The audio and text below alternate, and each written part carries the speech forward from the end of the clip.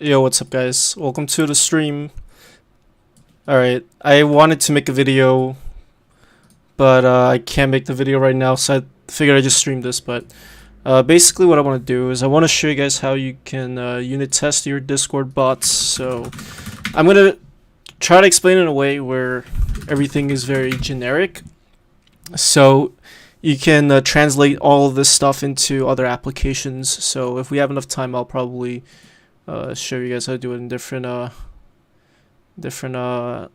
scopes. Yo, what's up, guys? It's been a long time since I have streamed, so I know this is so random, but yeah. But yeah, welcome, guys. It's been so long. Appreciate you guys for being here. Okay. I guess we can get started. I don't want to make this such a long stream, but I'm just gonna go ahead and make it. I'll leave a link to the code if you guys want to have it. I'll leave a link later on in the towards the end. But I'm gonna just create a project called Jest. Unit tests. You can cd into there, and I'm gonna use TypeScript for this. So I'm just gonna initialize my repository and then install Jest. Hopefully TypeScript will work fine with Jest. I haven't really used it. Haven't used it with Just, so hopefully it won't give me any issues. I need to install TypeScript though. So can I do more streams? You know, I've been wanting to. I've been very busy with a lot of stuff, so I haven't been able to stream. And with the free time that I had, I've just been kind of doing my own thing. I've been learning a lot of new things too, so when I do come back to streaming, I'll be happy to share with you guys. But yeah, I definitely want to look into streaming some more though, you know. That's something that I miss doing a lot. Okay, hopefully I won't get any issues with TypeScript. If we do, then hopefully they're not too complicated to fix. Otherwise, I'll just end up going to JavaScript. Okay, so we installed Discord.js. I'm going to install .env so I can put my environment variable. And I'm gonna have to do this in a different tab so you guys don't see it. That way you guys can't log into my my Discord bot live while I am streaming. Okay, just did that. If you guys have any questions, you know, yeah, feel free to ask. I'll try my best to answer. Alright, so far so good. So I gotta open up, let's see. I gotta load up the environment variable. So I'm gonna just call that right over here because we're using .env. Yo, what's up, Hopes? Yo, long time, man. Hope you're doing good. Alright. I think I'm gonna get an error over here. Oh, I haven't initialized, First I need to install the typings for Node. Let's do that so that you can see that red line should go away. And then let's also install, there was one more thing I need to install. I forgot what it was. Oh wait, not install. I need to set up a tsconfig file. Hopefully I don't accidentally click this .env. If I do, I mean, it shouldn't be too bad. I only have the bot in one server, so it's okay. I don't really care if you guys see it. Why to use .env? I used to use JSON. I don't really like using JSON files for credentials. I like .env because you can set the environment variable, like an actual environment variable, on the production server, and I think it works. I just like .env, to be honest with you. I've been good, man. Thank you. Hope you're doing good. What happened to Katana? I got really busy, so I haven't been able to work on it. I have 40k guilds, and can I use MongoDB? But I mean, that's kind of like, you know, I mean, maybe there are some ways you can optimize it, but, you know, 40k guilds is a lot, you know, so don't expect your CPU usage to, you know, or your RAM and CPU to not be, you know, a lot, you know what I mean? So, alright, I need to initialize TypeScript, and we're gonna leave everything the way it is. Let's see. I'll probably leave outer to lib. I'll leave that alone, or I'll call it dist. Leave strict true. And I think this should be okay. I think that should be okay as well. Okay. Can you make Discord bots in Chromebook? Yes. What's the benefit of TypeScript over JavaScript? TypeScript is just a superset of JavaScript, so you get more features with TypeScript. You have interfaces, you have actual inheritance. Well, I mean, JavaScript does have inheritance, but with TypeScript, you have a bunch of other features like polymorphism, abstract classes, interfaces, so you can define contract relationships. There's also type annotations, which is a huge thing, and it makes it a lot easier to ensure that a function receives a specific value, so you can't just throw in a number for a string, for example. What do you mean run Visual Studio Code files while installing Node? Yarn is a package manager. It's an alternative to NPM. You don't have to use Yarn, you can use NPM, but I like using Yarn because it's a lot faster. From what I've experienced, it took, like, the stuff that I use Yarn for is a lot faster than if I were to do with NPM. From what I've noticed. Some people may agree or disagree, but I've just noticed it was a lot faster, so. Okay, so I have everything set up. Let me go ahead and try to run this real quick.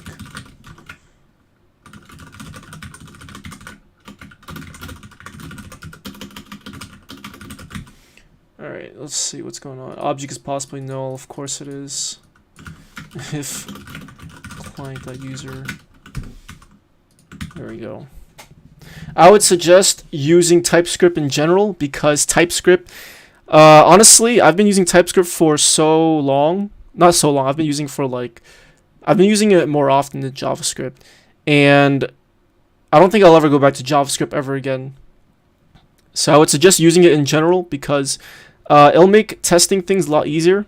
Like I said, there's type annotation. There's a lot of other extraneous features that TypeScript has, which would be very beneficial for you. Yo, what's up, Tam? How are you, man? Yeah, no problem, man.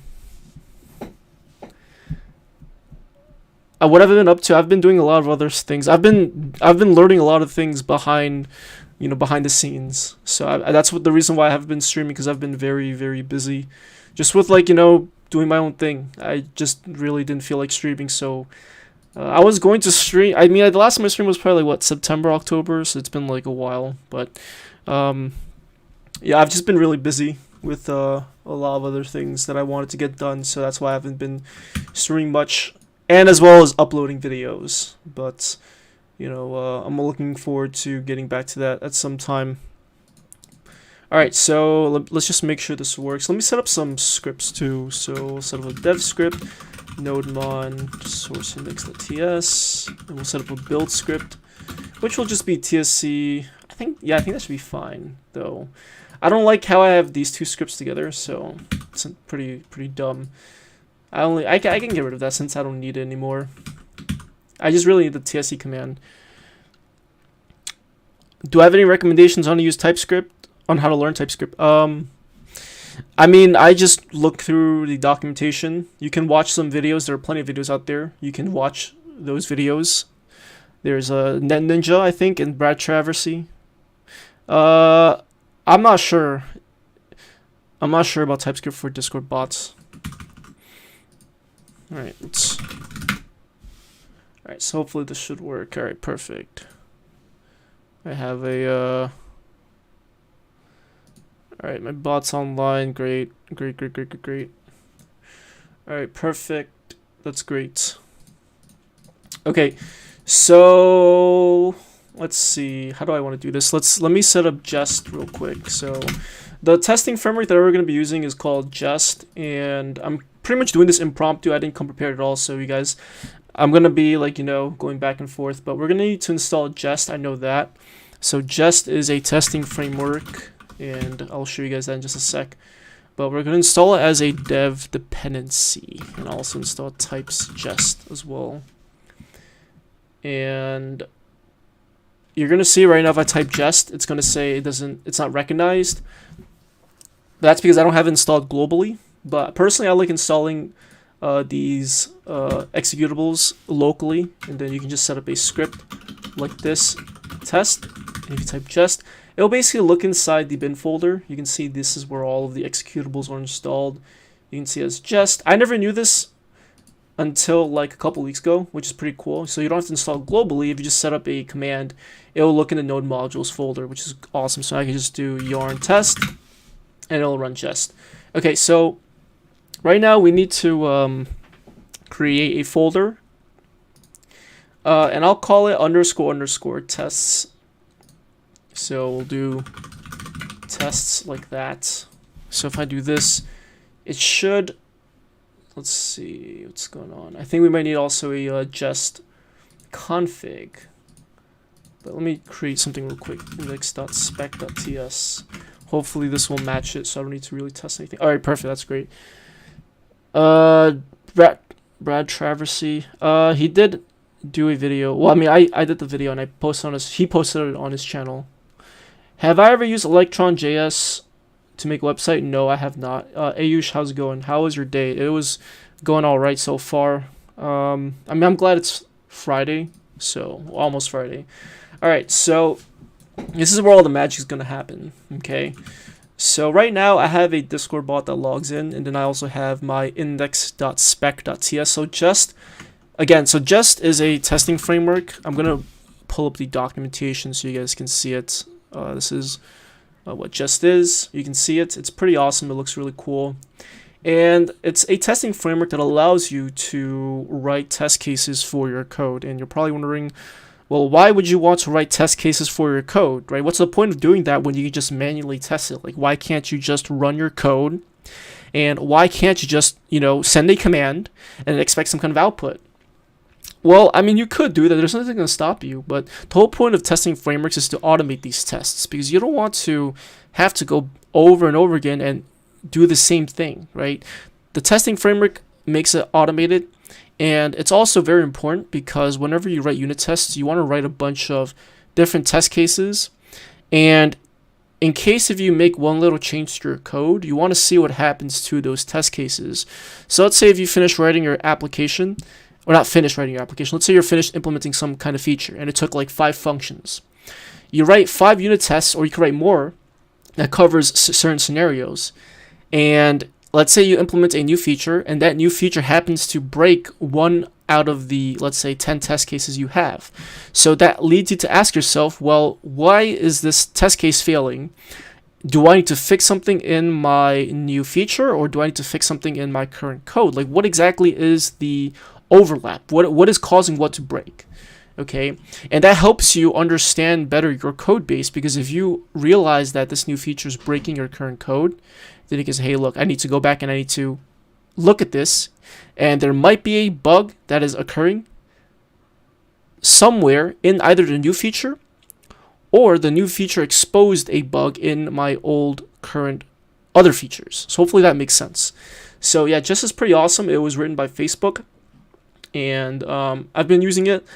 I'm not super great with it, but I have gotten a little bit better with it. I've spent the past week or so just practicing with Jest, and I figured I would show you guys how to use it to the best of my ability. But it is pretty awesome, and I really like using it. So hopefully we will succeed in this. But okay, let's write a test case. So ideally what we want to do is I want to test a function. So let's say if I have a message event, right? And let's go ahead and pass in this function. So right over here, let me get rid of that. Right over here you can see we have this callback function, and this callback function is an anonymous function. Okay, now you don't want to use anonymous functions for testing because there's no way you can actually import this anonymous function into the actual test file and test it. So what we're going to do from now on is we're actually going to encapsulate these functions. We're actually going to create named functions for them. So instead of having an anonymous function like this, we're going to do something like const message or message handler equals that, and then we're going to pass it in like this. Okay, so that function, remember, you can pass functions as parameters, okay, and then you can do whatever you want, so implement your logic over there. But I'm going to go ahead and create a new folder called handlers, and I'll just get rid of this, get rid of that. And I'm not using any command handler or any event handler. So we'll just do everything in just these two files. I should create another Discord Pi series. I'll think about it. Okay. So what I'm going to do is I'm going to go ahead and create some named exports. So export const message handler. And this is just going to be a function that takes in the message object, remember? Okay. And all I'm going to do is I'm going to export this into this file over here. So I'm just going to type message handler. That'll auto import. Get rid of that. Okay. And so now if I were to send a message, it would call this function. Now the reason why you want to do this is because it makes it very easy for you to export and you can test it very easily. So let's try and write a test case for this real quick. So I'll do this. Let me do this. Let me try to do something real quick. Let me see what I can do. Message channel, let's send. Hello. Okay, so let's say for example if I were to run my bots. This is probably gonna spam, I think. Hopefully not. Yeah, it's gonna spam. Okay, but we know it works, right? We know it works. We know it works. Okay, we know that it is sending the message. Okay, now let's write a test case for this. Okay, how do we write a test case? Well, let's go into index.spec. All right, so let me just make sure. Yeah, I have my globals. So describe. So what we want to do is we want to test this function. We want to make sure this function actually works. We can see that it is working. Okay, but we want to write test cases for it. Like I said, why do you want to write test cases? Well, sometime down the road, we might modify this function. Okay, and we want to make it so that if we were to implement new features and if they were to break other test cases, we can go back and evaluate what exactly is causing it to break. So I'm going to go ahead and just do a describe, and I'll just do, let's say, message handler. Okay. And describe is a function, and let me see if I get the actual definition so I don't, give you guys some bootlegged definition. But if you look at the documentation, it'll say describe creates a block that groups together several related tests. So inside a describe function, you can have a bunch of other tests. I think this is called a test suite. But if you actually want to write a test, you would use the it function, or you can use the test function. Okay. So I'm going to go ahead and do it should call message handler. Okay, so let's go ahead and import from source handlers. We don't need index. Whoops. And we're going to go ahead and import message handler. And so I'm actually going to make this an async function because we might need to use await at some point. So just to keep things consistent. Yo, how's it going, guys? It's been so long since I... For those who just came in, welcome. Yeah, it's been so long since I've streamed. Hope you guys are doing well. So I'm going to call this function. Now, if we run this test, okay, it says it takes in an object. So it's taking in one parameter, and we need to pass in that parameter. So this is the thing with TypeScript. In JavaScript, you wouldn't get this linting issue, right? You would be able to just call this function without needing to pass anything in. In TypeScript, the TypeScript compiler will complain, though you can actually disable it if you go over to here, and if you set strict to false. I think actually no, I don't think you can disable that actually, but it is strict though. So we do need to pass an object. Now here's the question, right?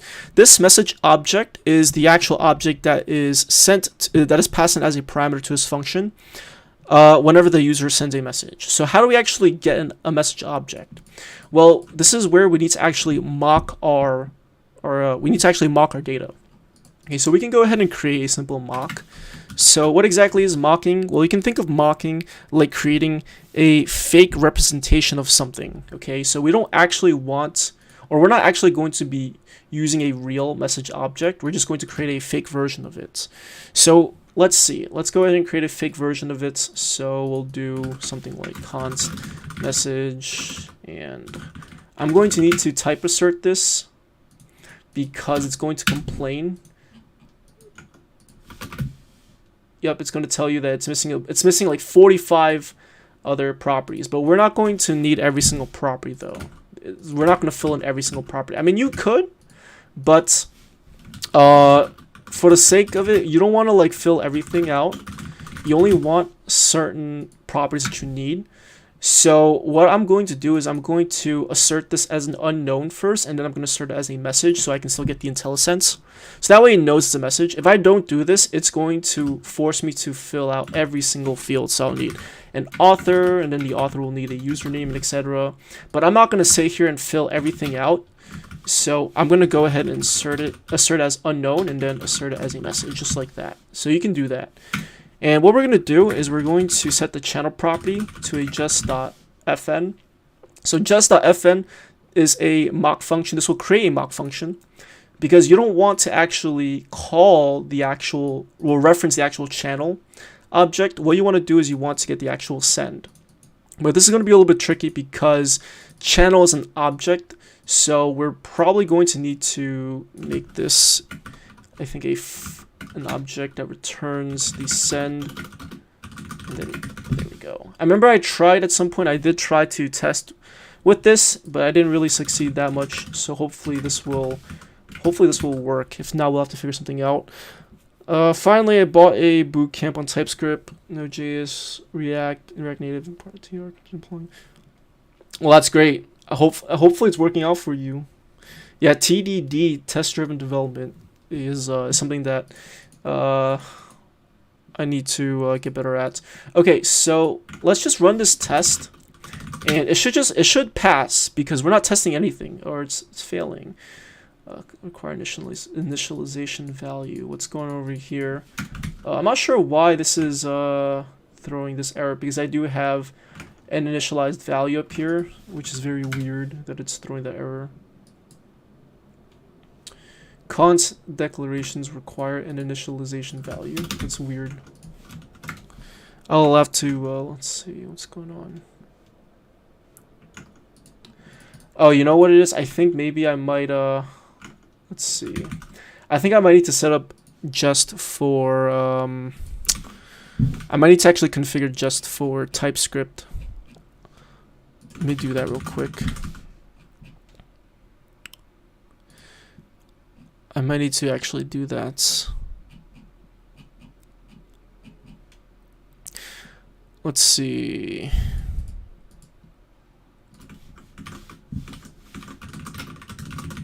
Let me do that real quick. I thought it would do it automatically, but it seems like it isn't going to do that, so I probably need to. Or I mean, I think I could probably install Jest, which I think will work fine.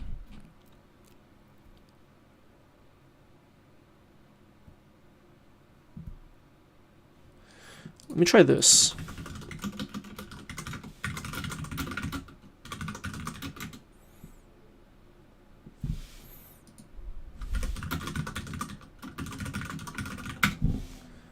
All right, let's see.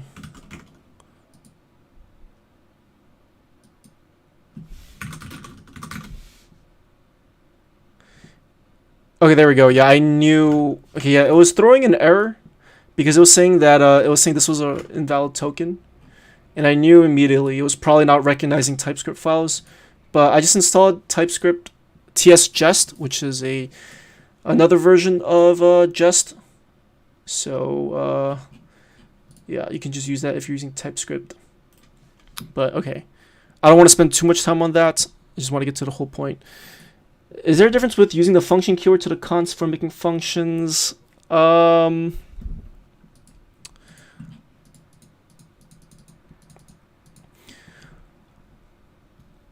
really. Well, actually, no. Well, I think if you use const, okay, so I think with hoisting, if I remember correctly, with hoisting, if you have like a const, because I know these are called, I think, expression functions, and those are not hoisted. But if you have an actual function declaration, those are hoisted all the way to the top. Would it be better to write a Discord bot with TypeScript or JavaScript? Okay, look, if you are new with JavaScript, you should go with JavaScript, and you should do TypeScript later. But if you're just starting out, use JavaScript first, and then move on to TypeScript. Yo, what's up? Lirosphere. There we go. I remember your name. No, I don't speak Spanish, unfortunately. All right, so we know that this is working. Okay, so watch this. I know that this function is going to work, but I want to actually test to see if certain things are being called. So what exactly is this function doing? Well, this function is supposed to send the message hello.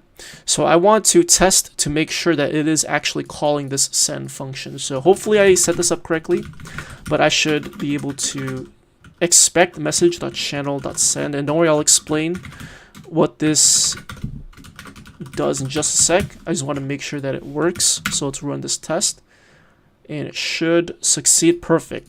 Now if I go ahead and if I change that, if I run the test, it should fail. The test should fail. All right, perfect. Test failed. Okay, so what exactly did I just do? What exactly did I just do? Okay, well let's go through this real quick.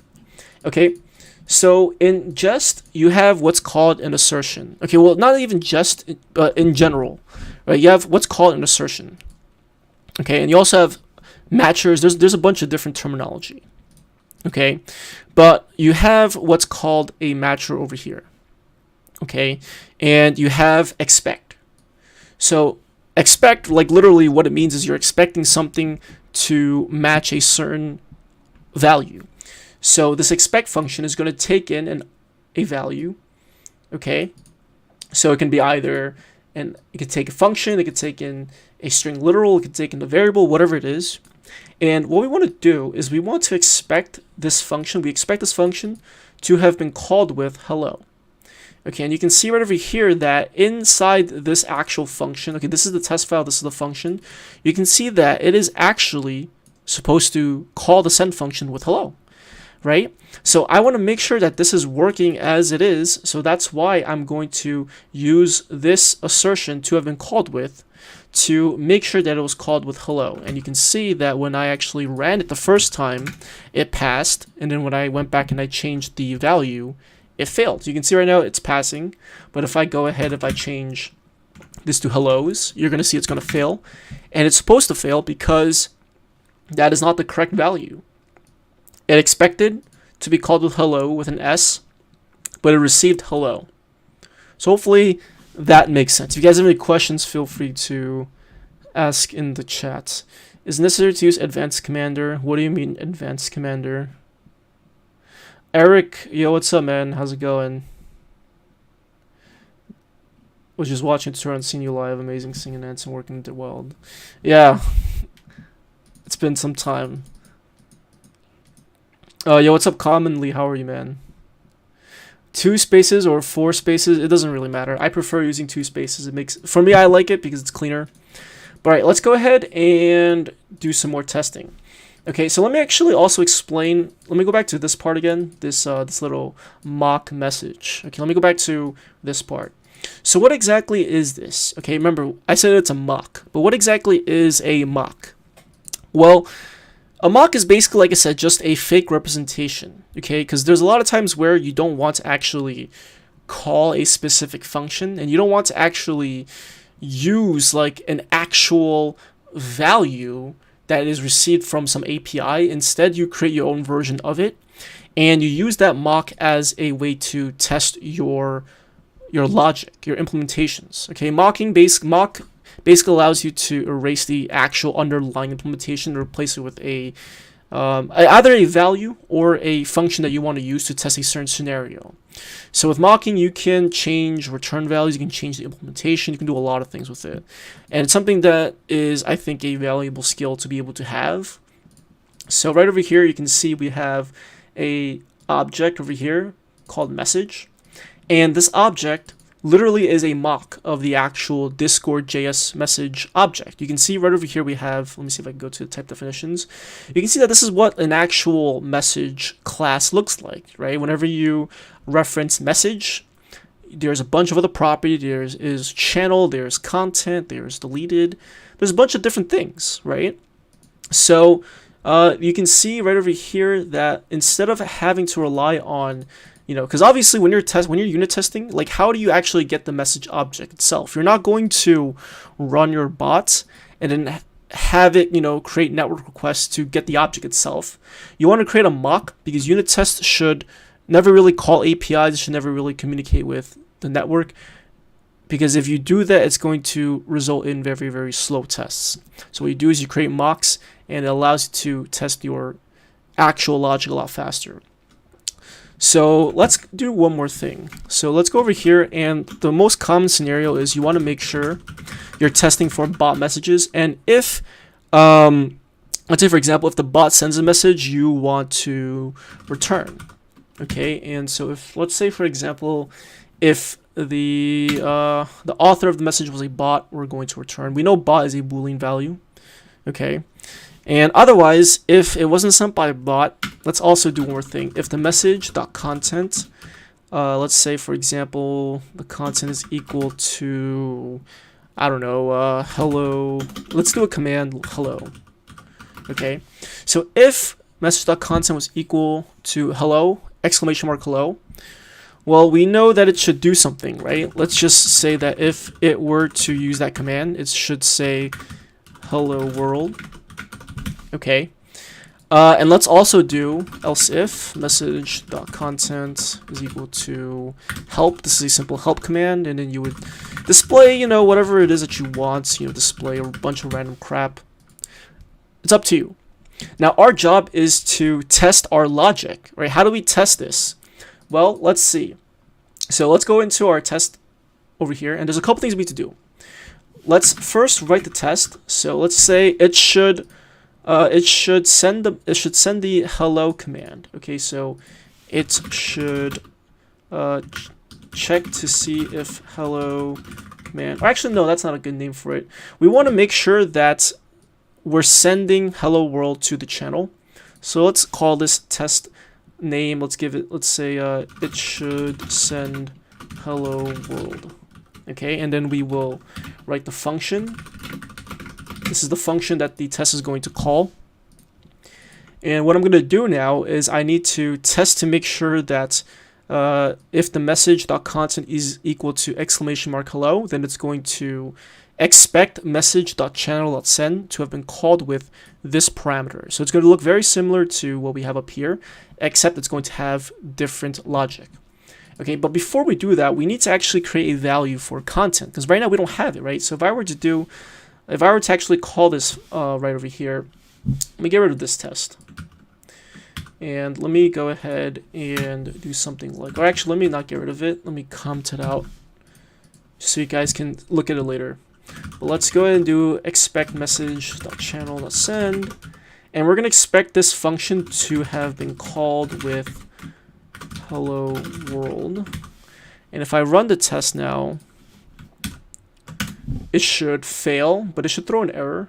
It should, let's see. Okay, so what we need to do is we need to define a value for content. So remember, your message object has a property called content, and this is the actual message that the user sent, the actual string value. So let's do a mock. Let's just say hello world. Okay. And now, if I go over here, let's test it again. It should pass. Let's see what's going on over here. Content is hello world. Let's see. Let's see. It should be throwing an error. But I think the reason why is because we don't have the author over here. So technically it should throw an error. I'm not sure why it's not picking that error up. But let's go ahead and create an author property. So remember, this is the user. And let's set bot to false. Okay, so message.author.bot, and then we'll go ahead and test again. So hopefully this should pass. All right, no, it's not for some reason. Message.content hello world. Oh wait, sorry about that. I needed to. Okay, so it was supposed to be exclamation mark hello, not hello world, because remember we're checking to see if message.content is equal to exclamation mark hello, and if it is, it should call this function. So that was my mistake over there. All right, let's try it again. Should work now. Let's see what's going on over here. Let's see. Oh, I didn't call the actual function. You always have to. I always forget to do that. You always need to call the function. All right, there we go. Yeah, I didn't call the function. No wonder why. So I was so confused. Okay, we have to call the function to actually make sure it's being tested. And you can see it over here. Let's see. Yep. It's failing. Yep, perfect. Yep. So it's throwing the error like I said it should have, because you can see it says cannot read property bot of undefined. And you can see that the reason why it is doing that is because I don't have author. Remember, this is our mock, and we're passing in our mock into this function. Okay, and you can see that author was not defined, which is why it threw that error. But that's why you need to make sure you include those properties that you need to actually ensure that your tests are working. What's the point of unit testing?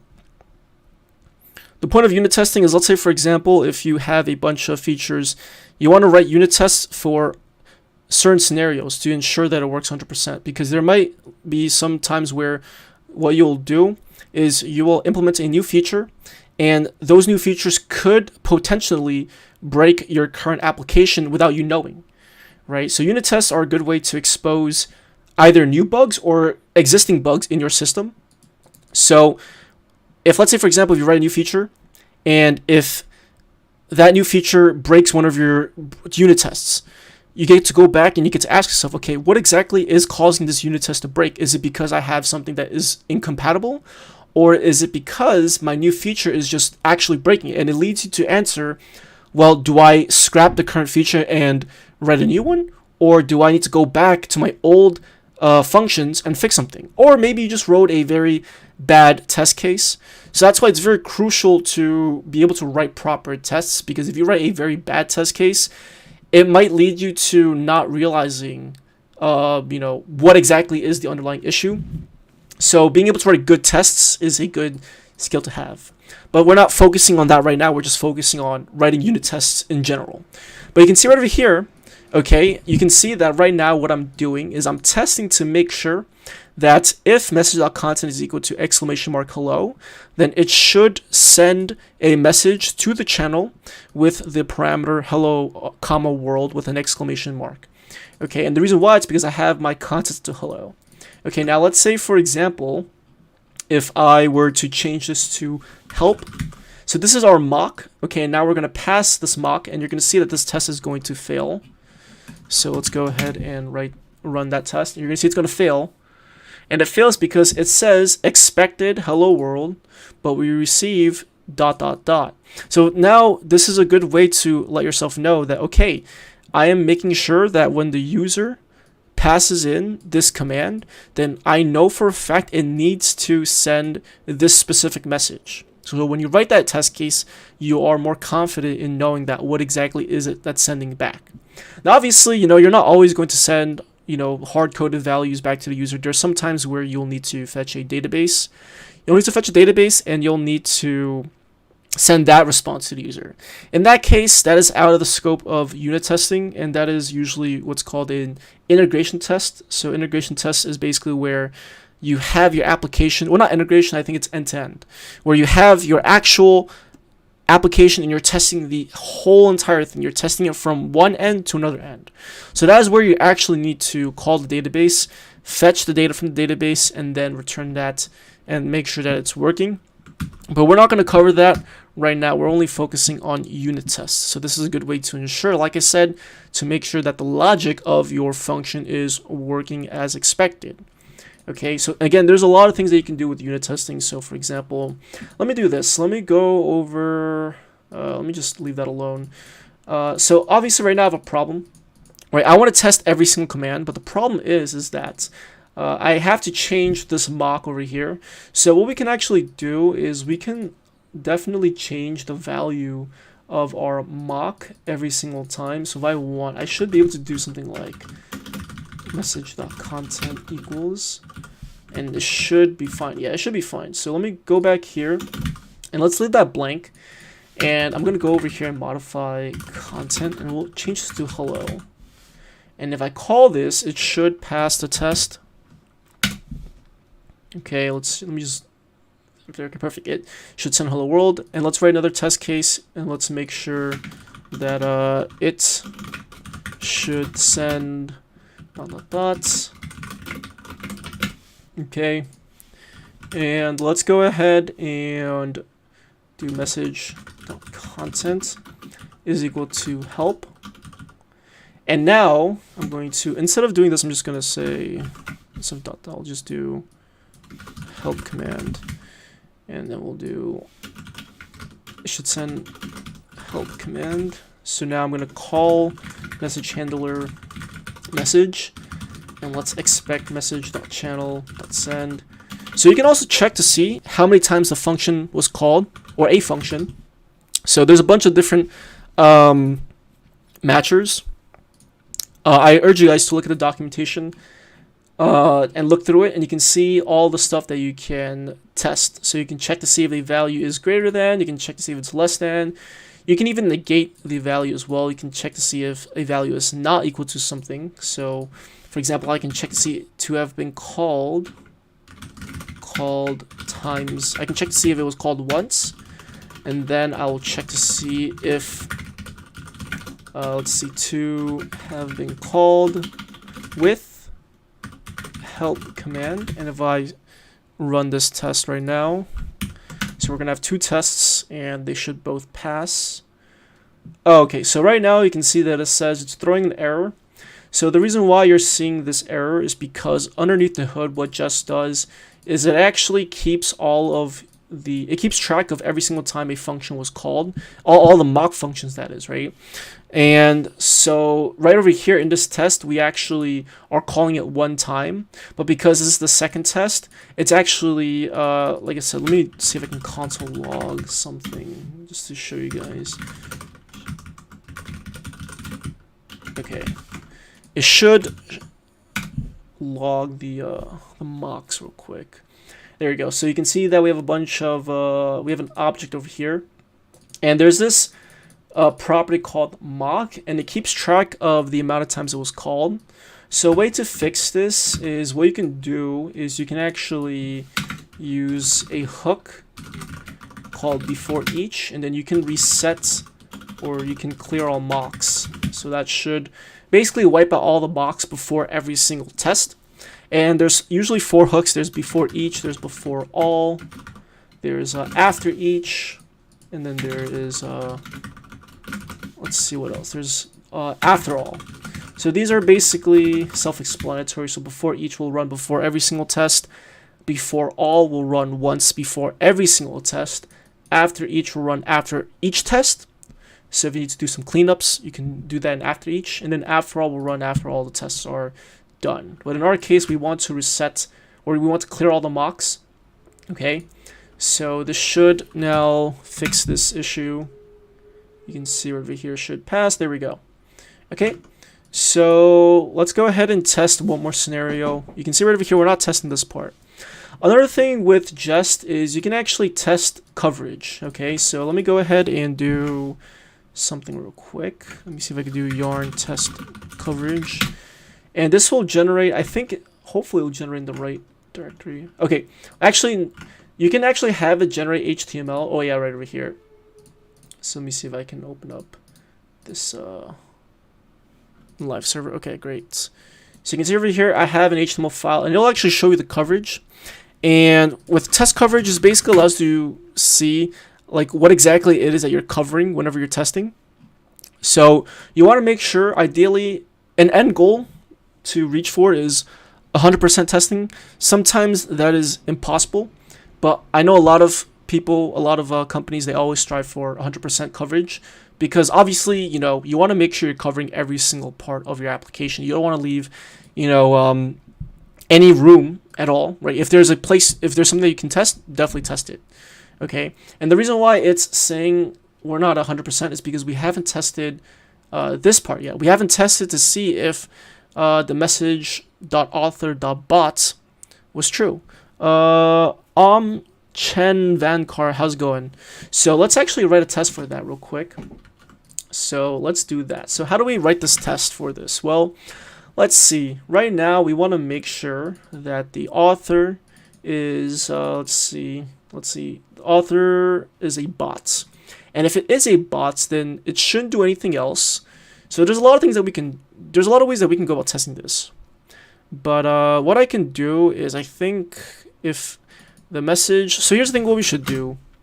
This is why I feel like testing also forces you to write things in a certain way. Because obviously if I just return, that's not really, doing anything significant. I could probably do something else. Let me see, what could I do instead of returning? I could probably just return, I could probably, throw an error or something. Like I could throw an error, but sometimes you don't want to throw that error. Well, we'll just throw an error. Let's say throw message sent by a bot. It won't. I don't think it will break the application though. It should be fine. Why don't I stream as often? Because I've just been really busy. Nothing against anything, but I've just been really busy, so I haven't had the time to really stream much. But I would love to be able to stream more going forward. So that's primarily the reason why I haven't been streaming much. Alright, so over here we're going to test to see if it throws an error. Can't use message handler message in before each two. I mean you could, but why would you want to do that though, right? Because here's the thing, right? If you do that, you could do it, right? You could do it, but there might be some scenarios where you might need to modify the mock. That's a good question, right? There might be some scenarios where you might need to modify the mock. So if you were just calling before each, you wouldn't really be able to modify it at all. So all of what you were doing right now is achievable by using Jest. Yes, like you can test with Jest. You can test any scenario you want. But obviously, sometimes it's going to be very hard to test certain functions. And usually with test-driven development, it forces you to write the test case first, and then you write the code for it. Because when you write the test case, it forces you to write the code in a way that you are expecting it to have the test pass, which there are good and bad things for it. But I feel like it does force you to write your code in a way where you don't do too much. So, and I also think it does enforce good programming practices. I need help, like I added a server info. Chen Van Card, if you're not on the Discord server, I would highly suggest you join it. It's a great way to ask, questions over there. How did you get it to run with import client in your main file? Oh, because I'm using TypeScript. If it's not, so by default, it doesn't work with import. I think Node.js version 15, it works with imports by default. But you'll need something like Babel, or you can just use TypeScript. But you'll need Babel, which will transpile it for you. Okay, so right now I have my mock. Let me just delete this because I'm not going to use it anymore. But I have my mock right over here, and you can see that the mock currently says, okay, this message object, author.bot is false. Let's change that real quick. Remember, we can change it. So message author.bot. Let's set that to true just for this test. And what I'm going to do is I'm going to say, okay, let's call message handler. And let's call it message. And I really should be using await for this because it is, an async function. So might as well just do that. Otherwise, there's no point. But all right. So what I'm going to do now is I should test to see if this throws an error. Right? I'm expecting this to throw an error. So I'm going to wrap this in a try catch because you can do that with testing. Okay. So I'm going to call this function over here. And I should expect this error to be defined. All right, and I'm going to run this test. Hopefully the coverage will be 100%. And there, let's see. Well, it increased to 66 to 83, and that's good. So it says uncovered line number 9. So it's saying that this line over here was not covered. I'm not sure what exactly it is. I don't know. I'm not sure what exactly of this line is not covered. I'm not sure, but you can see over here that this did throw an error. Now, if I go ahead and negate it, this test should fail. This test should fail. Yup, it fails because you can see that it actually did throw the error. Okay, so that's good. Have I ever tried Vue? Yes, I did. And I haven't tried it. The last time I used Vue was like 2 years ago. I'm going to use it at some point, but I've been focusing a lot on React. So I'm going to be I've been working mostly with that. Oh, yo, what's up, boy? How are you? Yo, what's up, ramen noodles? I'm showing you guys how to do unit testing for your applications. All right, let's write another test. Let's test to make sure that this bot doesn't throw an error. Realistically, though, we know that these two test cases, it should not throw an error because we know that the author is not a bot, okay? But I can also do other things too, right? Since this does throw an error, I can also expect message.channel.send not to have been called, and that should be true because we're throwing an error, and we know for a fact that if we throw that error, none of these functions should be called. So let's test that again. All right, there we go. You can see that it is passing. If I get rid of that not, and then if I do yarn test again, and then you can see that it failed because you can see that it expected number of calls to be at least 1, but it received 0 calls, and that's correct because it didn't actually call any of these functions. Okay. So I'm trying to see. Let me see why exactly it is saying this line has not been called. I think it's likely because why would line number 9 not be covered? That's very interesting. Let's see if I send this. Let me do something real quick. Mr. Channel to send not to have been called with help command. I'm not sure why that would not be covered. Very, very weird. Because I am testing that right over here. To have been called ×1, to have been called with help command. Let's see. Oh, why don't we do this? Why don't we do should send, it should not call any channel.send. Not really a good name, but hopefully that does make sense. So what we're gonna do now is we're gonna do this test where if message.content doesn't match any of these conditions, so if it's false but we have the bots, we have the author not being a bot, then it should just not do anything. So we'll just leave this as, let's say, random. But we know this command doesn't exist. Okay, so we're going to go ahead and call message handler. And we're going to expect message.channel.send not to have been called. And this test should pass. Perfect, and you can see now we actually covered that. Okay, you can see now before we were at 83, and you can see that it said uncovered lines, it was 9. Now you can see that we've covered everything, and we're at 100% coverage, which is good. That's ideally you want to achieve 100%, but if you can't achieve 100%, don't feel too bad. I would say at least over 50% would be great. Actually, I would say at least 70% would be should be easily achievable in my opinion. And notice how I did this test right before this last one. So you can see that if I were to put this over here, I think I would need to actually reset this part because it would fail. Let me double check. Okay, yeah, it failed because, yeah, it threw an error.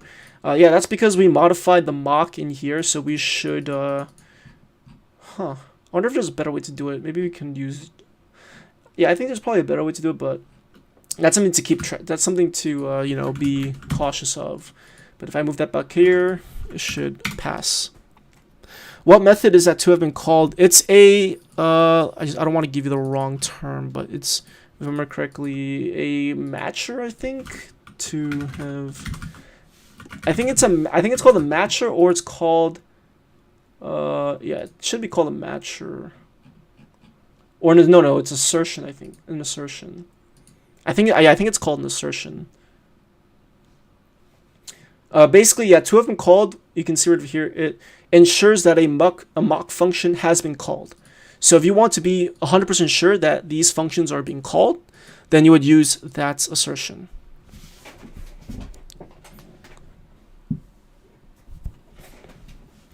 Okay, so let's kind of review what exactly we just did and what kind of test cases we wrote. Okay, so basically what we did was we wrote a total of 4 test cases, and this test case tests this function message handler. Now you can see right over here, I have 1, 2, 3. I have an if, and an else if. Okay, and I want to test certain scenarios, right? I know if I were to run this right now, if I were to run this bot, let's run this bot and let's make sure that our bot is working, because we tested it. It should work, right? It should work. So if I do hello, help, And you can see the bot is sending a message, so and it threw an error, but it is saying unhandled promise rejection warning. So maybe I shouldn't throw an error because I thought it would probably be caught. I thought it would probably be caught somewhere. Let me see. Is there a way I can probably wrap this in a higher order function? I mean, maybe I could do something else, but const handle error.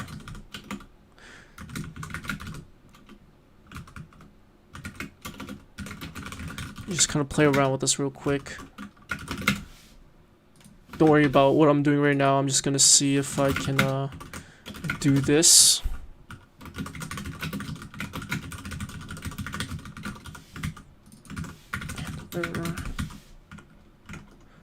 Okay, yeah, that's not gonna work. That's not gonna work because this expects. Yeah, that's not gonna work. So maybe I won't throw an error, but maybe I could do something. I mean, you can do whatever you want. You can throw an error, you can return, whatever it is that you think will be suitable. But as long as you write the test case for it, as long as you test a scenario where the bot is where you set the mock of the author.bot to true, and then you ensure that nothing else happens when a message is sent from a bot, then you'll be fine. You don't have to throw an error though. Okay, but we have different scenarios, right? We have, this scenario where we have to check to see if the message.author.bot is true, and if it is, it should throw an error. So that's one of our scenarios. We have another scenario where we're checking to see if the content of the message is equal to !hello, and if that is the case, then we want to send this message. So that's another scenario. We have another scenario where we have message.content is equal to !help. And if that's the case, then we're going to check to see if message.channel.send sends with this help command string. And then we have our last scenario where if, let's say, for example, if the author is not a bot, so it passes this case, or not passes, but it bypasses this check over here. Okay, but then none of these two conditions are met, so that means it's not going to do anything. So during that scenario, we want to also make sure that nothing else happens. Okay, or you could do whatever it is that you want, but let's just say, for example, let's do one last scenario where let's say else message.channel.send command not found. Okay, and that's basically this test case over here where you know what? Let me actually move this down over here, and let me set message.author.bot to false, because remember right now it's currently set to true. Okay, but let's just say, for example, if I were to use this command, but we know this command doesn't exist. So right now you can see that if I were to run this test, it's going to fail. And the reason why it's going to fail is because it's actually calling message.channel.send. So this assertion is going to fail. You can see that it says expected number of calls 0, but it received 1 call right over here. So if I go back over here, and now I need to change my test case, so I have to say to have been called with command not found. And we can also make sure that nothing else, like there was no, the bot only sent one message, or it only called channel.send once, so we'll do to have been called times 1. And let's see, I think that should be fine. So let's run the test again. Alright, perfect. Okay, so now that we've covered all of these scenarios, so basically we have all those 4 scenarios, and we're first checking to see, let's see, the first test, we check to see if the content is equal to !hello, and we're calling message handler, we're passing in the mock, because remember, we're like, how else are we going to get the actual message object? Okay, remember, because when we're unit testing, you're not running the actual application, right? You're just testing a specific function. So that usually requires you to create a mock object. So we're creating that mock object. We're passing it into this function. Okay. You can think of it as if it was actually calling this function during the time your bot is running. And then we're going to check to see if message.channel.send was actually called with this parameter. Okay. Hello world. And we can see that this should pass because message.content is actually equal to !hello.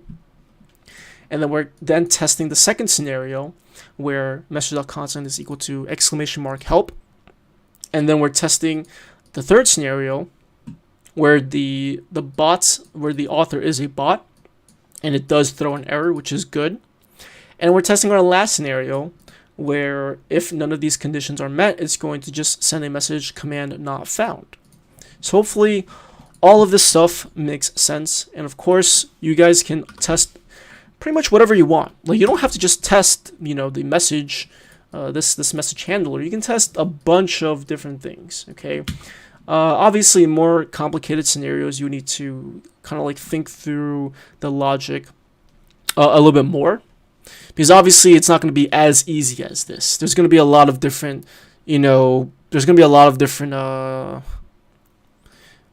situations, right? You might call a database, you might call another function, right? There's a lot of things that you might end up doing that you'll need to end up testing. Okay, so hopefully all this made sense, and I hope you guys will actually look into writing test cases, because I think writing test cases is again, I have only started doing this recently. Well, I started learning more about it earlier this year for work, and I wasn't super great with it, but I had to spend some time to get better at it, because obviously it's very important. And if you're good at writing test cases, I think it'll make you more employable. So if you want to get a job in the industry, I think writing test cases it's not necessarily required, but it'll make your resume look a lot more better. So you always want to add more skills to your portfolio that will give you a more slighter edge than other candidates, right? Because if you know how to test, the employer will be like, okay, well, sure, we'll hire you. You can write the code. You can also test it. They likely won't need to hire another QA, like a quality assurance tester. But in a lot of situations, though, a lot of companies hire dedicated QAs because they don't want to have the same person who wrote the code writing tests for it. Because that person who is going to write tests for their own code is probably going to have some kind of bias when they're writing their own code. Because obviously they're only going to look at it in situations that they know is going to pass, but they're not going to look at situations from other angles, right?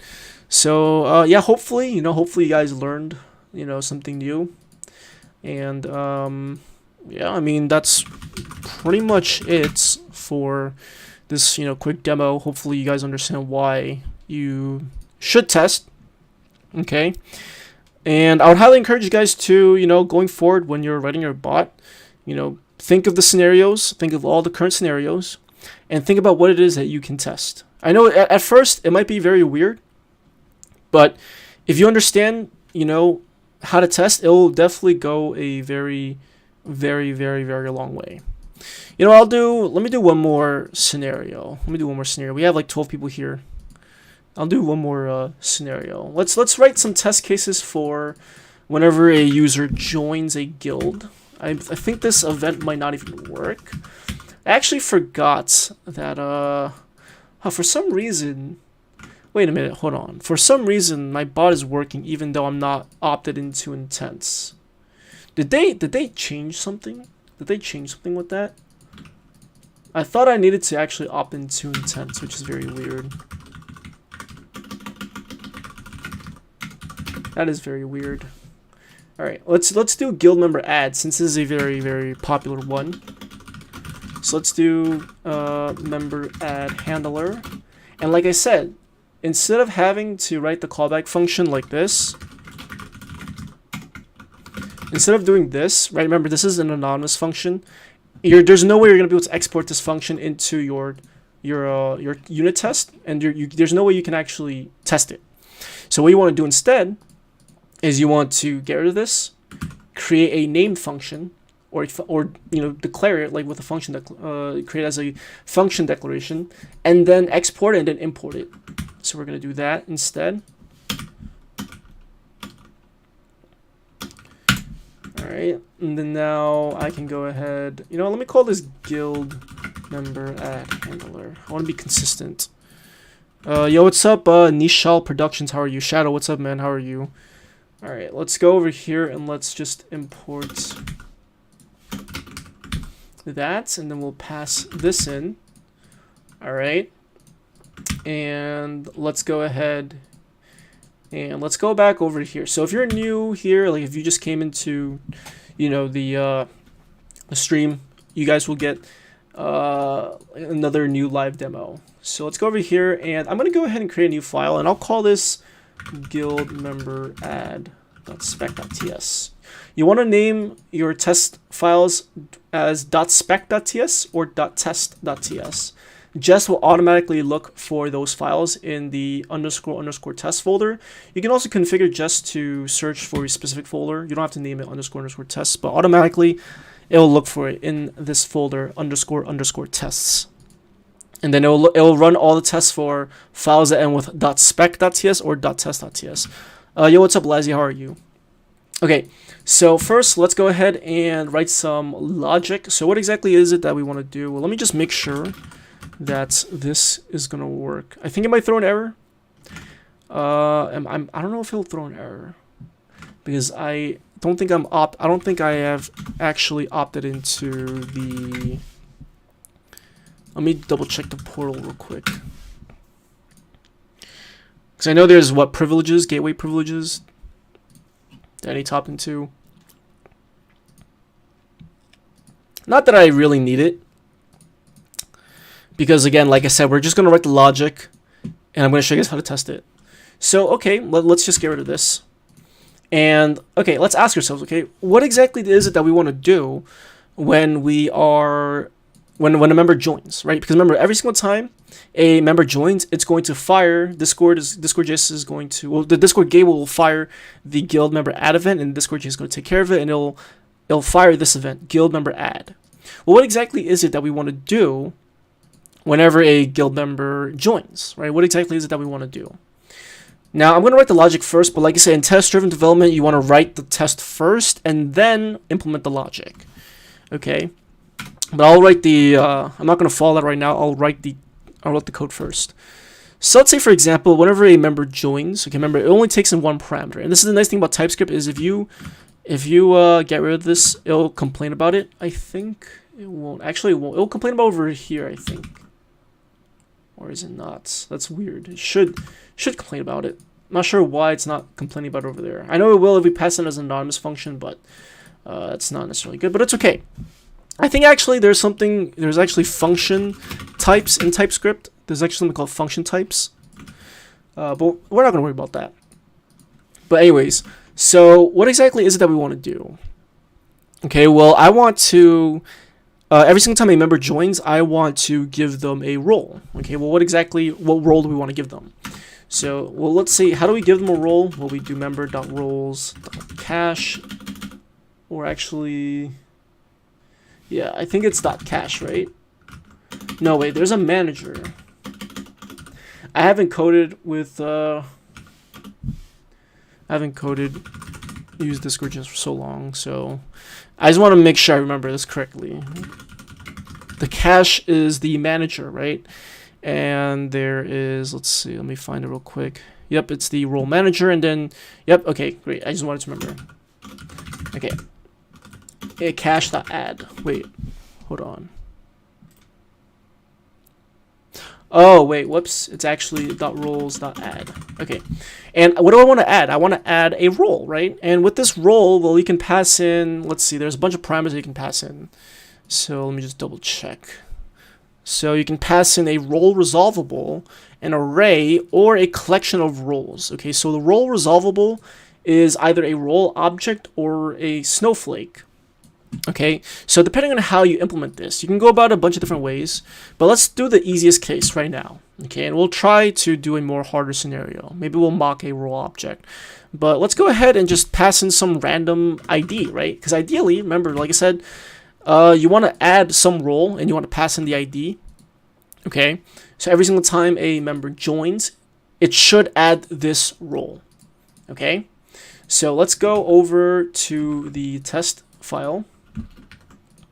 And let's first import this named function from handlers, and it's called guild member add handler, and we are going to use the describe function, and we'll just call this guild member add handler.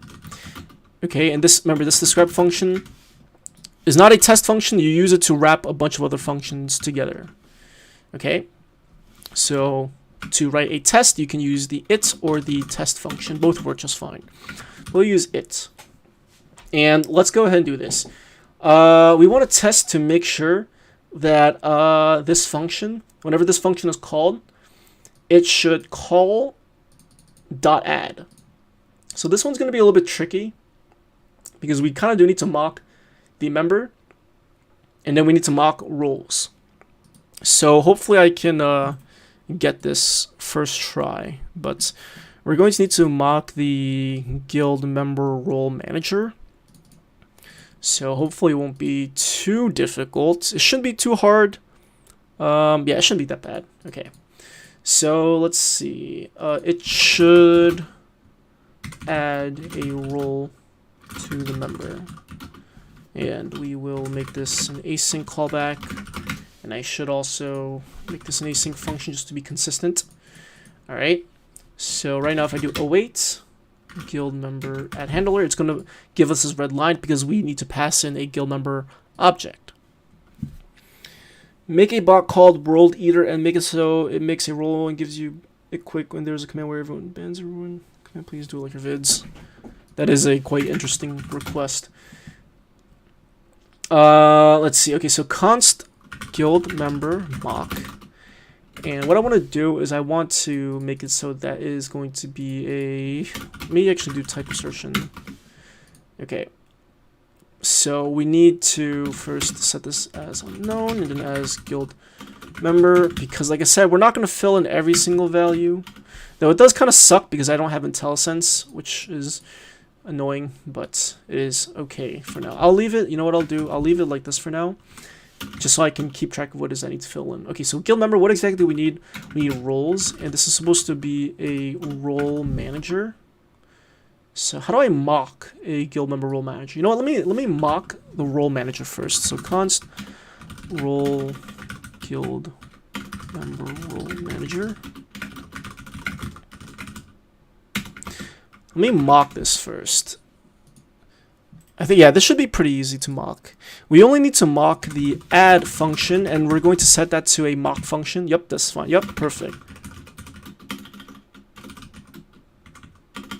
Yep, this should be fine. Okay, perfect. We're going to mock the guild member role manager. Remember, that is a property on the guild member. That's the roles property. So now we're going to mock the guild member mock. And this is going to equal to, let's see, we need roles.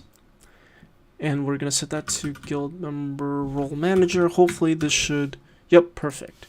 And we're going to need to do, let's see, as unknown. If you guys know a better alternative to doing this rather than doing as unknown, please let me know.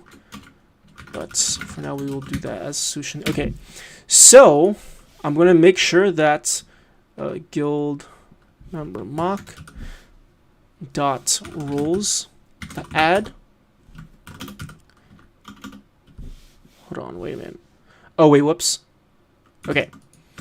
So we're going to pass in that mock to this function. So that's going to be passed in.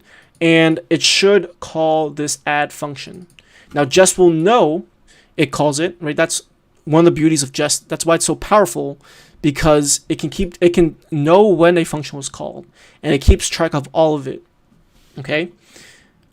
So we're going to go ahead and expect member or guild member mock dot roles dot add to have been called ×1. So we're expecting this function, right now this is the mock, okay, because remember it's a mock because you don't want to actually call the actual gateway to add the function, to add the member. You want to just test to make sure that this function is called. All right, have a good one, Lyrosphere. Yeah, it's going to be on GitHub. I'll leave a link in the description, and I'll also post on my GitHub, don't worry. Can you make it so I can post the link? I'm giving you the link, World Eater. You can post on my Discord. But, okay, so basically, I don't want to actually call the Discord gateway and add the role to the member. Remember, I'm just trying to test the logic. right? So that's why I'm providing a mock, and this right over here is the mock function. So this mock function is being replaced with the actual implementation, and we only care to ensure that this function was called once, okay? Or we can test a bunch of other things. So let's test this right now, and hopefully it will pass, and it should pass. Yep, okay, it passed, perfect, perfect, that is great. Now I'm going to do one more thing. I'm going to create another command, or another, not command, script, and I'll call it test test colon watch, and you can actually pass in a flag called hyphen watch, and that'll basically run it in watch mode. So every single time you save, let's see, let's do watch all. We have to use watch all because I don't have git. Actually, you know what, let me initialize this with git because I'm going to put it on git anyway, so might as well.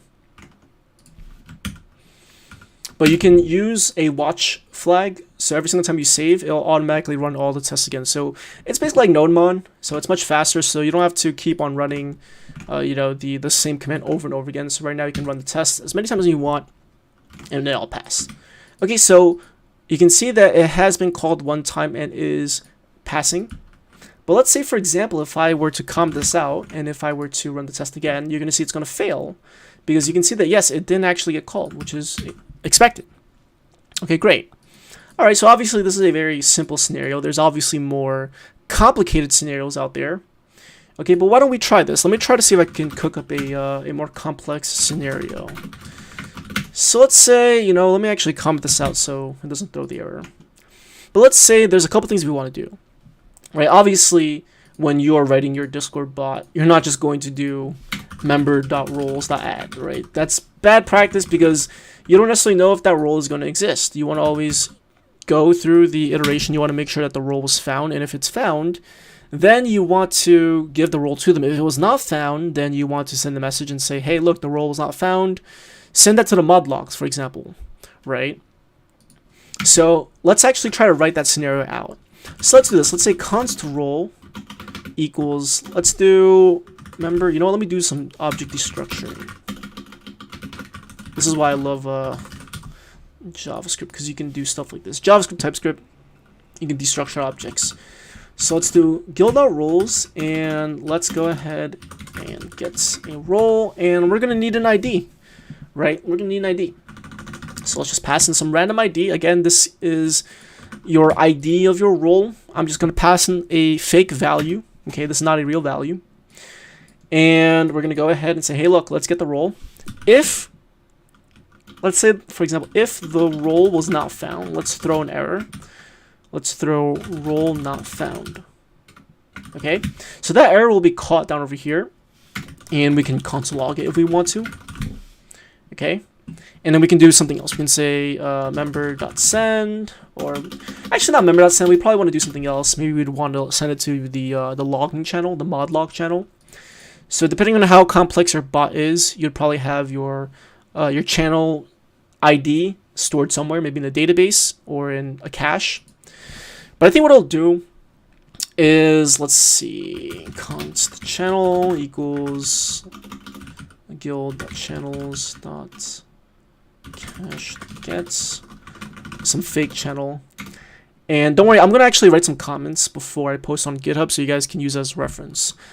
But let's go ahead and do this. So if no channel, we just won't do anything, I guess.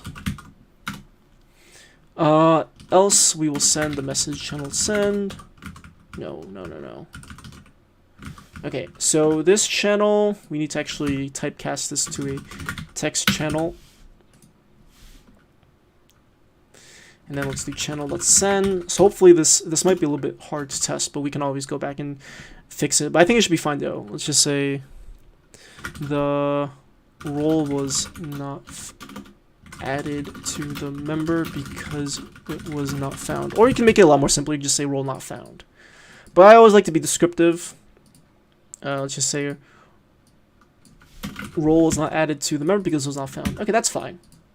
And okay, so if the role is found though, let's do member.role.add. roles.add, and then we'll add the role object. So now, instead of actually passing in a string, we need to actually mock out an actual role. So we'll do that real quick. Okay, so if we go through this, you can see the logic. We have a try catch. We're going to get the role, okay, by its ID. If the role is not found, we're going to throw an error, or you can return. Okay, if the role is found, we're going to add it. And again, we can do a channel send if we want to. Okay, let's do console log error. So we can then say, hey, look, if the role was not found, it's going to throw that error. It's going to be caught down over here. We can then do, you know, a cleanup where you can be like, hey, let's get the channel, the logging channel. And we can say, okay, if the channel is not found, return null. We don't want to throw another error. And then we'll just say, hey, if the channel was found, we will send this message. Okay, so let's try to write a test case for this. Hopefully it won't be too bad. I don't think it will be that bad though. But hopefully you guys are still with me. So first, before we test this, we need to actually mock this, okay? Because right now we need to mock a role object. And we also will need to mock the other functions. Because like I said, you don't want to actually call these actual functions, right? Because that will require us to interact with the actual Discord gateway, and we don't want to do that. It's going to make your test slow.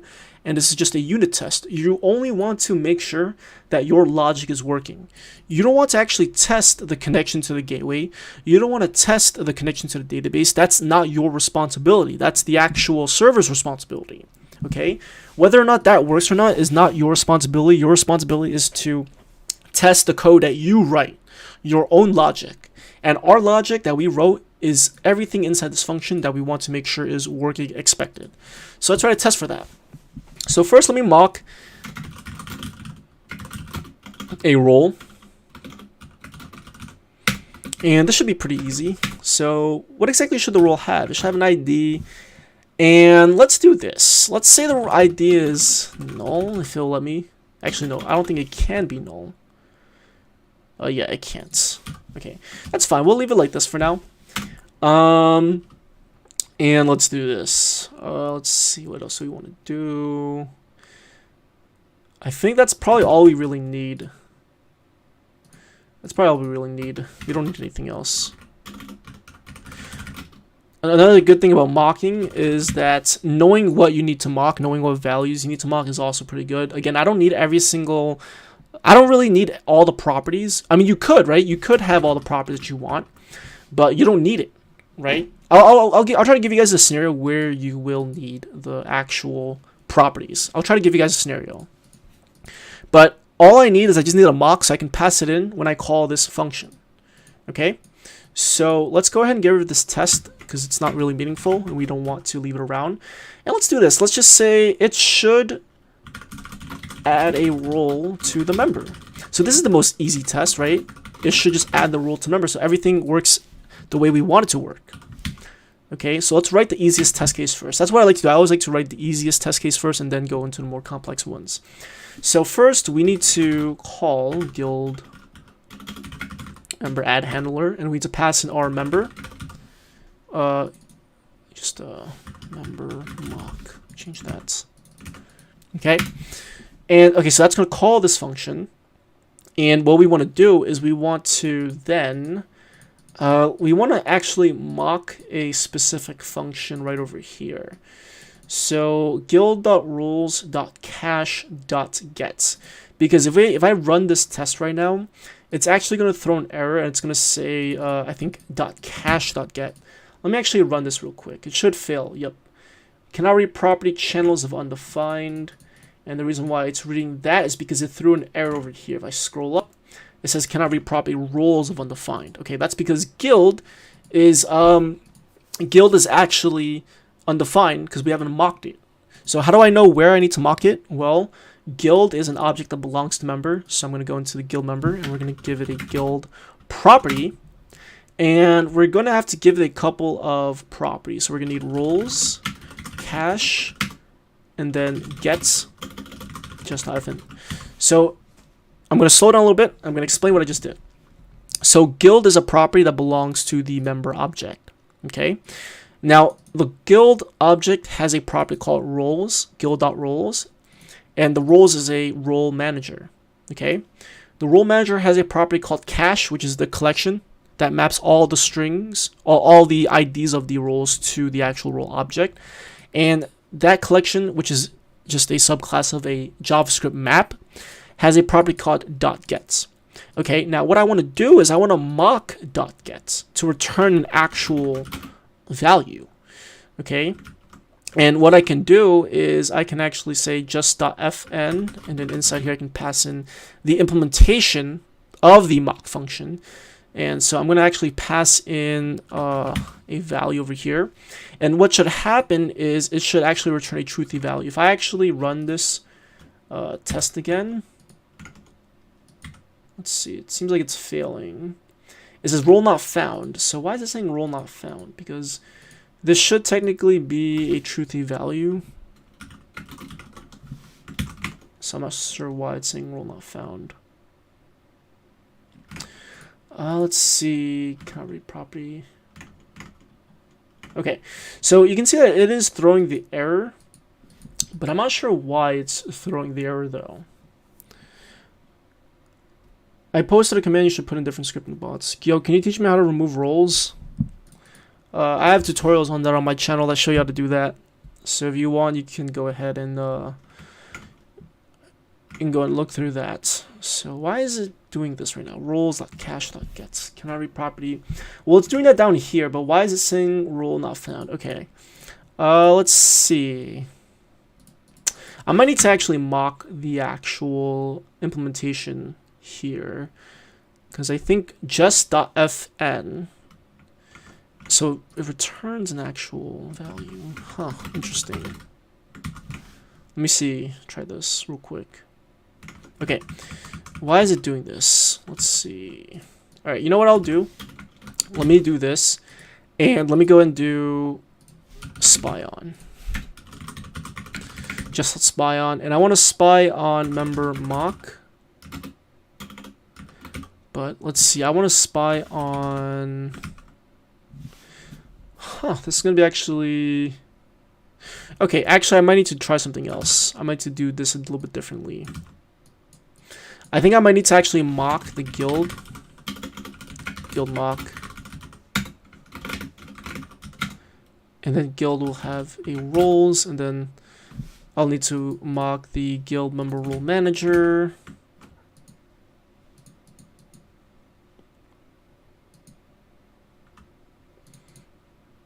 Hold on. So we have the guild roles, and this is the guild member role manager. Okay, that's fine. As unknown. As guild. And then in the role manager we need cache. And I need to mock this as well. Const. I think cache is just a collection. Yep, it's just a collection. So const cache mock collection. And we'll just mock this. So we'll just do get is just.fn.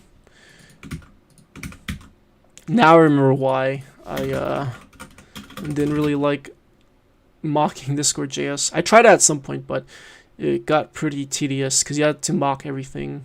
But it's fine. You can actually encapsulate all these things into a separate file.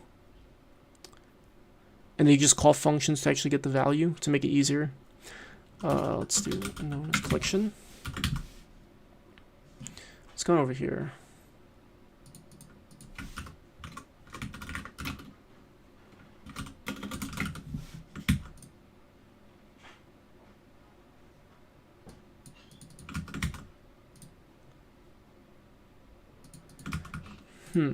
That's quite interesting. Let me see. As unknown, because I really would want this. I really would like this to work. It's not giving me that.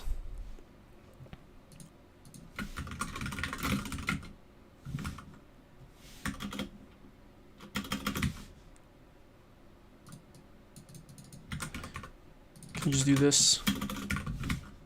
I've never mocked these things before, so it does get pretty tedious.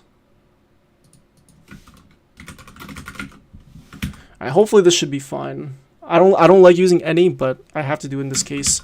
If I can think of a better solution, I will definitely do that. Okay, so we have the cache, then we have the cache mock, and then we have the guild mock. Okay, and then now we have guild mock. So this should make it easier. Alright, this should be fine. This should be fine. Okay, so let's call this, and let's check the test real quick. And it's saying cannot read property cache from the file. Okay, so right over here, I'm gonna go inside.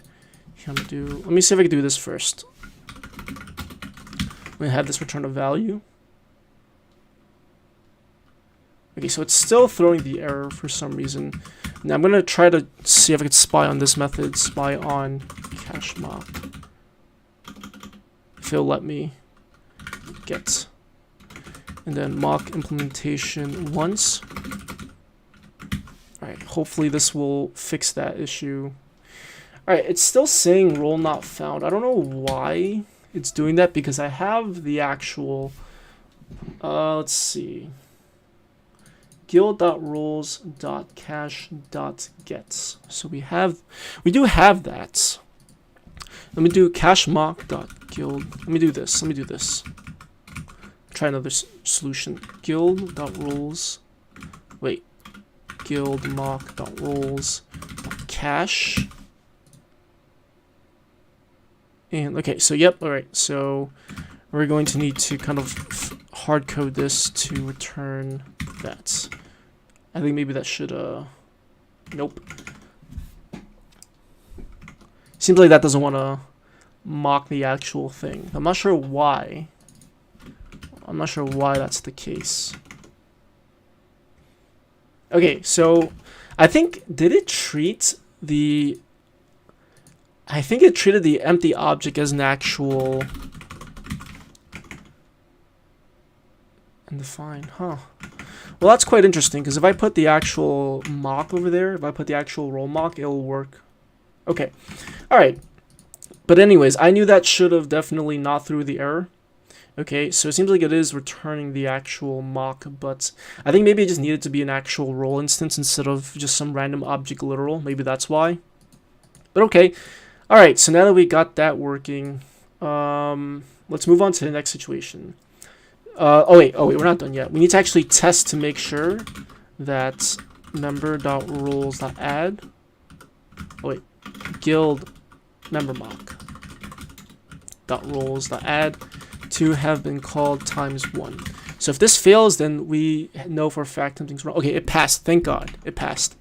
Okay, now let me just negate this value just to make sure. You always want to go around and play around with the code just to make sure that, you know, because sometimes there might be some situations where the test will pass, but you might still have some faulty logic. So since I negated it and it's failing the test, that's good. Okay, great. So this test assures that if the role is found, then we're going to add it. Okay, and if the role is not found, it's going to throw an error. So we need to actually test that scenario. We're not done testing yet. We need to test that situation. So I'm going to go down here and I'll go and do should throw an error when role is not found. Okay, so in this scenario, what I want to do is I want to call guild member add handler and pass member mock, and I'm going to catch that error down here, and it should expect error to be defined, though this is going to throw an error itself. I think it's going to pass. Yeah, it's going to pass a test. Okay, console.log role not found. Perfect. Okay, you can see that this test passed. If I do to be undefined, you're going to see that it's going to throw an error. It's going to fail the test. Should throw error when role is not found. Okay, you can see that it expected this error object to be undefined, but it's actually defined, which is good. Okay, so to be defined. So that's how you can handle errors. Okay, so there's other things that I want to check too. I want to make sure that we are sending the message to the channel. So this is where you kind of have to think a little bit, right? So if you have a function that does way too many things, it's going to be a lot harder to test. So right now, like over here, the reason why I didn't throw an error over here, because if I did throw an error, I would have to do another try catch or another do dot then dot catch, which would have been very annoying to test. So instead, I'm just going to return null. Okay, but what I'm going to do is I'm going to go ahead and say, okay, when we handle the error, what we want to do is we want to get the actual channel. Now, we don't actually have the channels manager mocked for the guild object right over here. So let's mock that. And this needs to be a channels manager. I'll just call it channels manager. Okay. Actually, I'll call it guild channels manager. And we need to mock that. So I'll probably mock it over here. It is getting a little bit ugly, but we're almost done. Manager.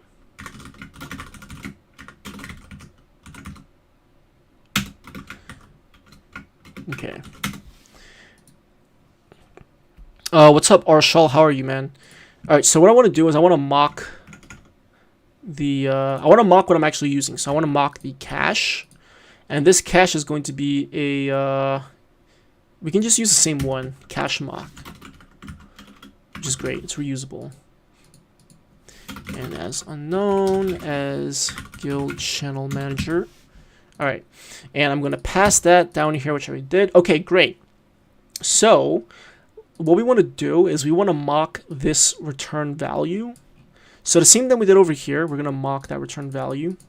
So I have to be a little bit careful, because I know if I... Let me create a channel mock. Const text channel mock. Text channel. And we'll just mock the send function. And we'll do as unknown as text channel. Alright. And let's see what I want to do. Okay, so let's see. Okay. I think what I'll do is I might need to actually, yeah, this is going to be a little bit annoying to test, but I think it should be okay, but I don't think this would be a good way to go about it. Because again, like I said, this catch function does way too many things. So, I mean, I could make it a lot easier. I could just say, I mean, actually, that's fine. So let's do this. So, expect guild.channels, or not guild, guildmock.channels.cache.get to have been called ×1. So let's run this test. It should pass. Perfect. If I do not to have been called ×1, it's going to fail. Oh, it's failing. Oh, no, it's passing. That's very interesting. See, this is why you need to actually check to be 100% sure. Because right now you can see that it is, it passed for this. Okay, but it's failing. I think it's because we have the underlying mocks that are being stored. So it's considering that. So... which is weird, but I think it's because it's the same cache. I think that's why. So I'm gonna do just clear all mocks. So this should hopefully fail. Okay, I don't know why that is. That is very weird. Guild mock.channels. Let me try doing this. Const channel cache mock. I don't like doing this because it's getting really messy, but we'll just create another mock of this.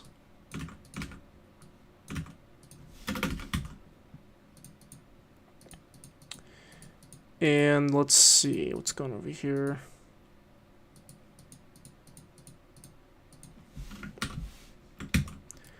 Alright, so let's go over here, because that really should not have passed. That's very weird. So you have to be careful. Okay. So we have channel cache mock get channels guild.channels.get. Okay, so now it's throwing an error. Can I read properly get of undefined? So why is that? So channels channel cache mock.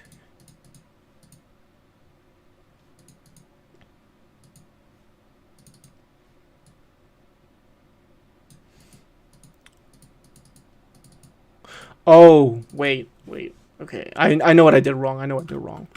I didn't mock the channel manager. Okay, wait, hold on.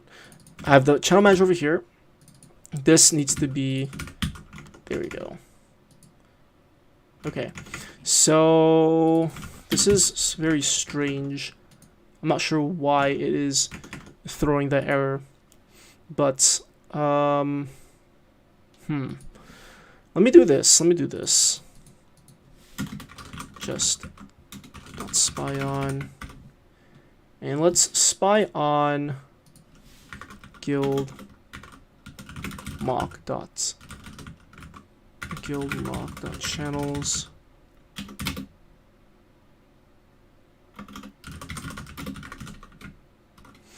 And let's mock the implementation.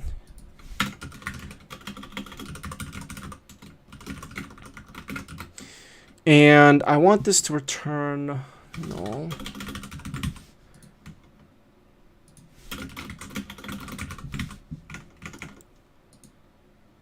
Because this really should fail if I set it to 0. Though I'm not sure why it's not.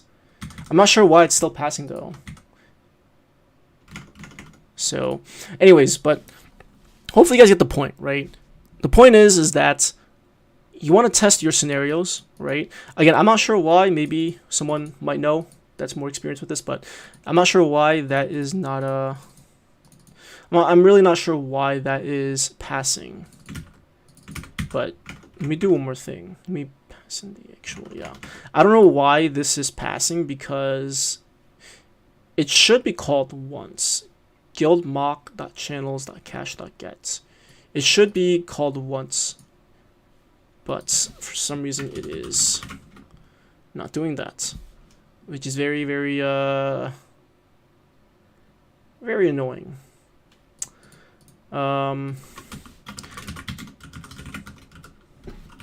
Two have been called times 1.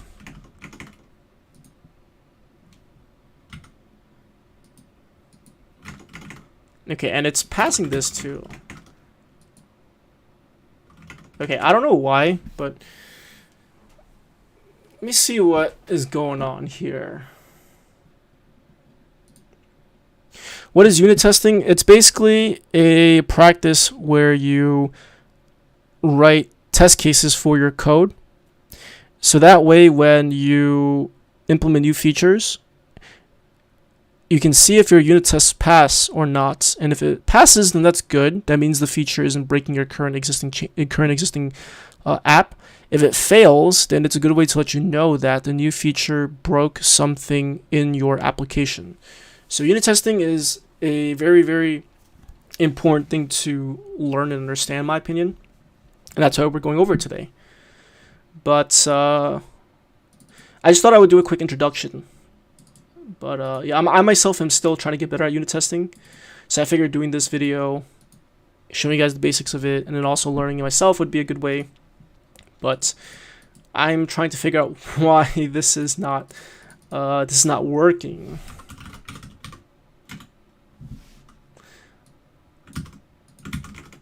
Because it really should.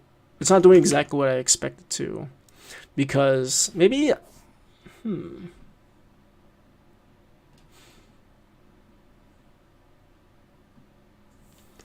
Let's see, guild channels. Oh, you know what it is? I think I know what it is. I think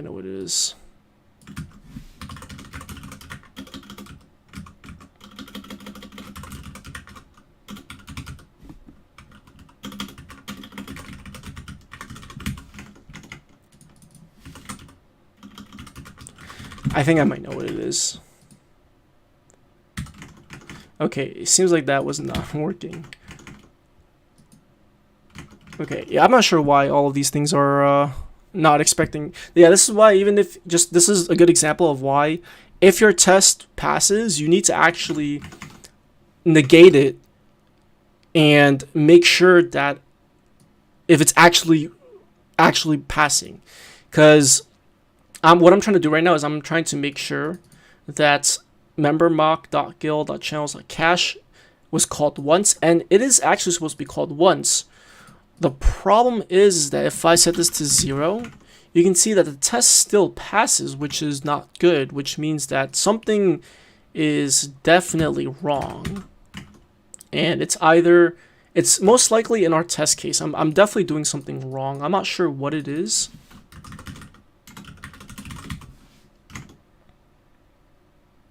But I'm trying to see if I can just break this somehow.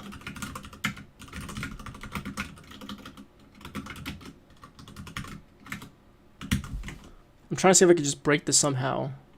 But it doesn't want to break for some reason. I don't know why. But it would be nice if I could get it to break, because this is not working the way it should work. Took me called once. But I don't want to spend all day on stream trying to fix this. But yeah, I think I got pretty much the you know, let me try one more thing, because I really do want to fix this issue and put it to GitHub, because I don't want to just put some random stuff on GitHub for you guys. Let me try one more thing. Let me see. Let's do this. Member.guild. So we have guild mock. Try this. And this should fail.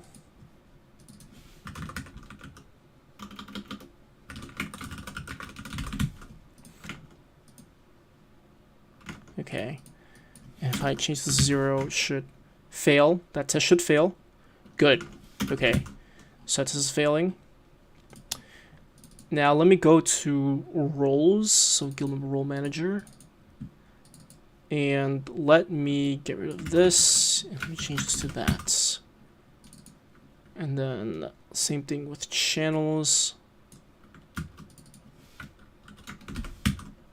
So we don't need this anymore. Okay. Let me also do one more thing.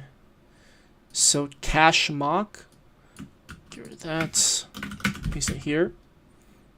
Get rid of that. Just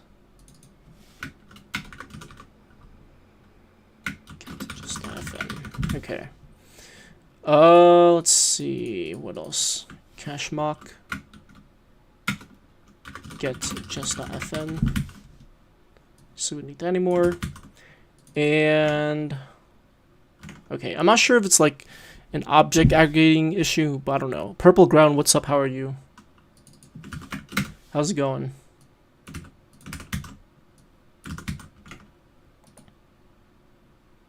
Okay. So seems like this was not the what could be the issue? Let's see. We're calling member in the guild channels gets. Okay, I don't know why this is I have no idea why this is it not even throwing the error?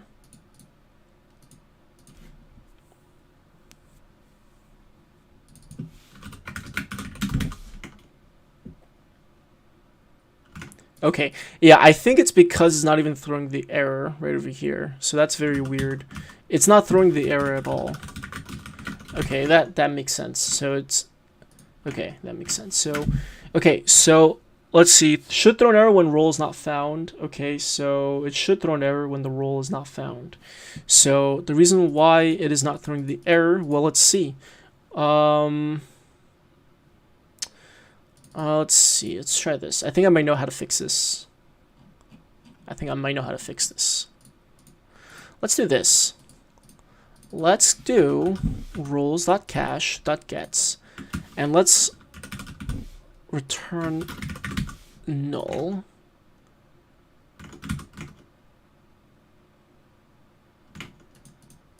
Okay, now I'm not sure if. Hey, I don't remember you from a while back. I really appreciate your help at the beginning. Get to where I am. Yeah, I remember you, Resai. How's it going, man? I'm glad to hear that. I am glad to hear that. Okay. I'm trying to figure out why this error is not being thrown. So remember mock.guild.roles.cache, and we're spying on get, and we're mocking the implementation to return an undefined value, or no, a truthy value, right? Or falsy value, sorry.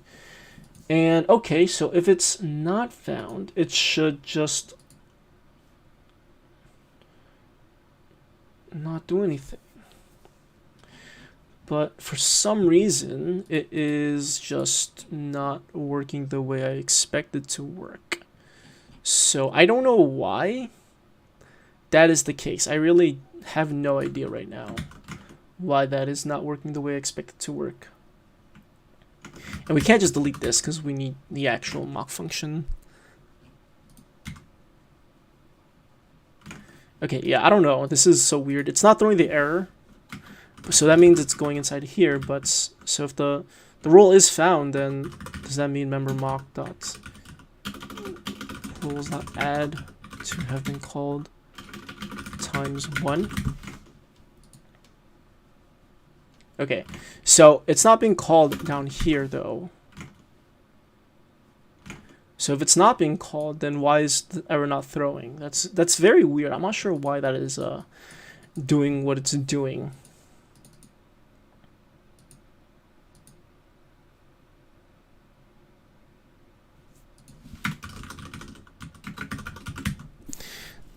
I've been trying to make a Discord bot. Whenever I try to bring on, there's an npm error. I don't know what the error is because you didn't say what the error is. But I would encourage you to join the Discord server and ask your question there, because then you could post your actual error there, and the people can actually see it, and then we can figure out what it is. I'm trying to figure out my own error too. But I think we've gotten pretty far today. Hopefully you guys learned some cool stuff, but I didn't want to drag this out too much. I just really wanted to figure this part out.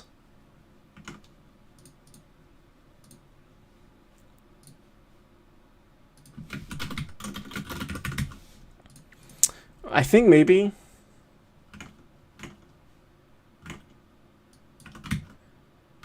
Okay, so it is working the way it is when we actually pass in the channel, but I think maybe if I do this. Perfect. Okay, so it should go down here though. For some reason, it is not throwing the error. I don't know why it is not throwing the error.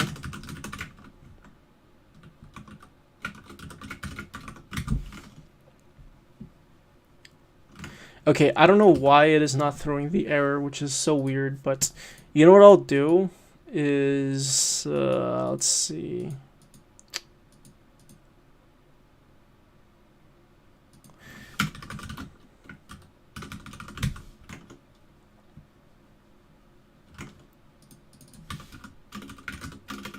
Yeah, I don't know.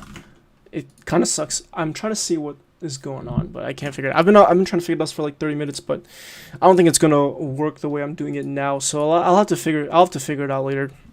But anyways, I don't want to prolong this too much. I just wanted to show you guys a simple implementation on how to unit test. So hopefully you guys learned something from this. And if you guys stuck all the way through here, then I really appreciate it.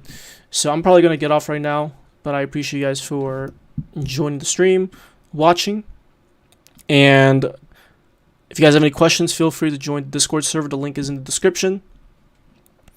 And yeah, I'll see you guys later. Have a good night, guys.